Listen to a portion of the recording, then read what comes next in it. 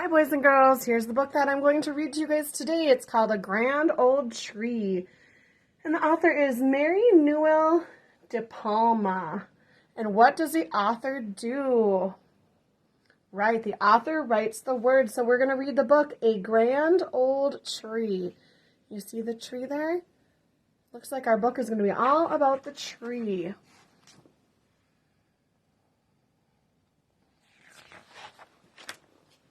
Once there was a grand old tree.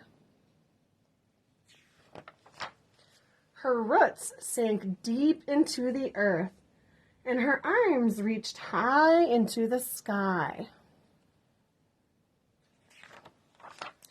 She was home to many creatures. Birds nested among her branches. Squirrels scurried through her leaves. Caterpillars and ladybugs crawled about.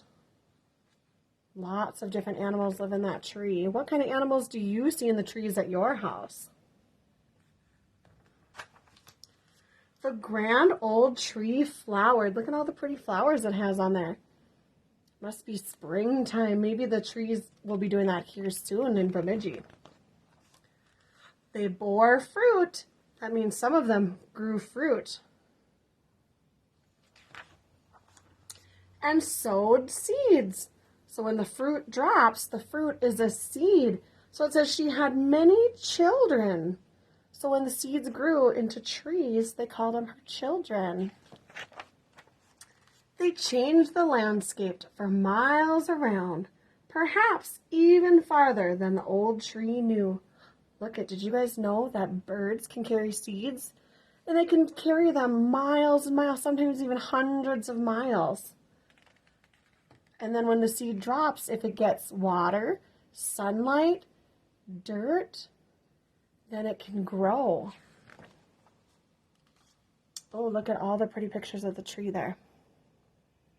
In all different kinds of the years, all different pictures. It says, the grand old tree lived a long, long time. She basked in the sun, bathed in the rain, swayed in the breeze, and danced in the wind. And then she grew old and shed. She shed many millions of leaves. At last, the grand old tree was very, very old. Her branches no longer swayed and danced, but they cracked and snapped in the wind. Finally, she fell, and snow gently covered her. Look at, she got knocked over. I wonder if it was a storm like in the book Miss Jacqui read yesterday. The old tree died. She no longer flowered or bore fruit or sowed seeds. But she was still home to many creatures. Look at, still creatures, animals, used her. It says raccoons nested. Can you see the raccoon there in the tree? Nested in her trunk. Centipedes crawled along her branches. Oh, there's the tiny little centipede crawling on the little branch. And lichen grew on her bark. Lichen is another name for mushrooms. See, there's two kinds of mushrooms.